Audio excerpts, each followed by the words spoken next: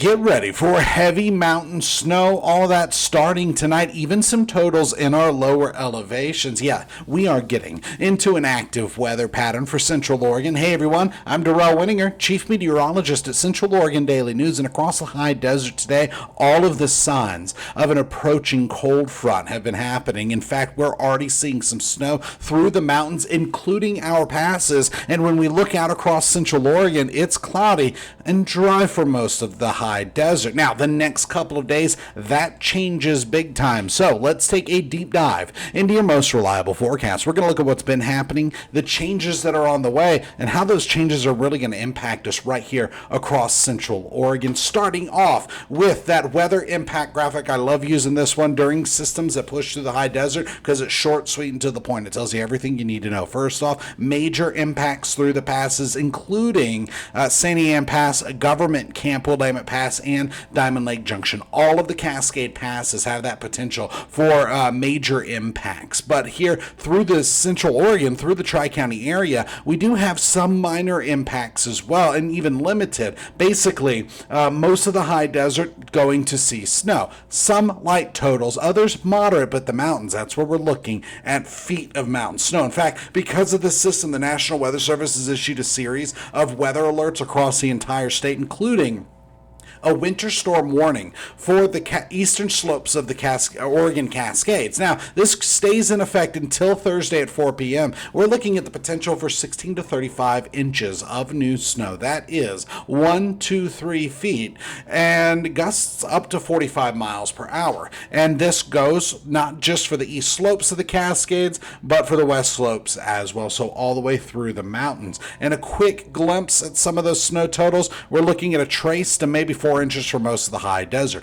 4 to 10 inches on the east slopes of the Cascades, and 1 to 2 feet through the mountains. We're going to get into that a little bit deeper and look a lot closer at everything here through the next couple of minutes. Now, when it comes to our snow report, as of 2 p.m., we actually lost a couple of inches at Bachelor, gained a few on Hood, and here through tonight alone, look at this, you're going to love this. Wednesday's powder prognosis shows a great sight for snow lovers. That's right, we are looking at 4 to 12 inches through the Cascades tonight, 4 to 8 inches at Bachelor, 8 to 12 inches at Hoodoo. So it does look like Sandy Ann Pass is going to get some of the heavier snow quicker with this next system. But look at the day tomorrow. We're talking 20s, even some teens in the highest elevations, but more often on snow showers. Yeah, that's going to continue. And even right now, looking up at the Cascades at a couple cameras at both Hoodoo and Bachelor, we can actually see that snow is falling. It's not putting too much of a dent yet to the snow stake up at Bachelor, but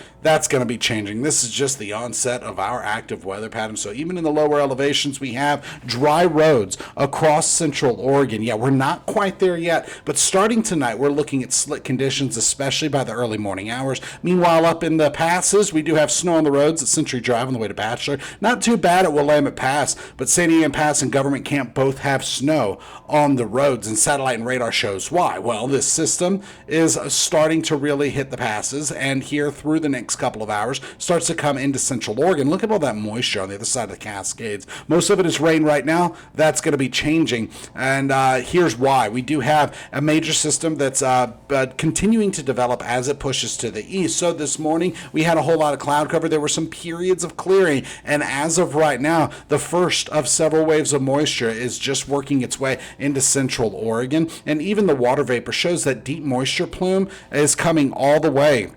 I should say that moisture plume is coming all the way from the subtropical region, and so this does look like it's setting up to be a little mini atmospheric river impacting us across the high desert. So your forecast model actually shows that through the overnight hours, that snow starts to roll into our lower elevations, and look at this, by 11 o'clock, we're looking at rain and snow showers, so a little bit of a wintry mix, but then by Wednesday, we catch some AM clearing, then that next cold front rolls in, that brings mostly snow to the high desert, a big dip in temperatures as expected. Winds are going to still be gusty, and we have some snow showers continuing through Thursday morning. By late Thursday, we start to clear out. So by 11 o'clock, we're looking at mostly wet roads. Let me zoom in and take a closer look at this. We're looking at mostly wet roads, but heavy snow through the Cascades, including Sandy Ann Pass. Willamette Pass, it looks like some snow on the road, and portions of Diamond Lake Junction have heavy snow as well. Getting up to Government Camp, we have the potential for patchy ice and heavy snow, both on the roads. Then through the day Wednesday, we start off with slick roads across the high desert, and this active weather pattern continues through the day, but a little bit of melting is expected as temperatures pick up above freezing. When it comes to relative humidity, moderate to high across central Oregon. Now, high temperatures today were mostly in the 40s with some 30s on the map. This puts us in the last 24 hours a little above average for this time of the year. Even right now, we have 40s and some 30s out there, so we're actually running between 0 and 5 degrees warmer than we were 24 hours ago. I had to take a double take at that one because earlier today there were a couple spots that were slightly cooler. Now for tonight, we're falling back into the 30s, and then most of us bottom out in the 20s before we start to rebound. And future precipitation graphic does show that by Friday, high pressure is building into the region, but look at that mountain snow. We're going to get to some of those totals in a little bit, but snow showers are expected to be often on Wednesday, continuing into Thursday, but Friday and Saturday,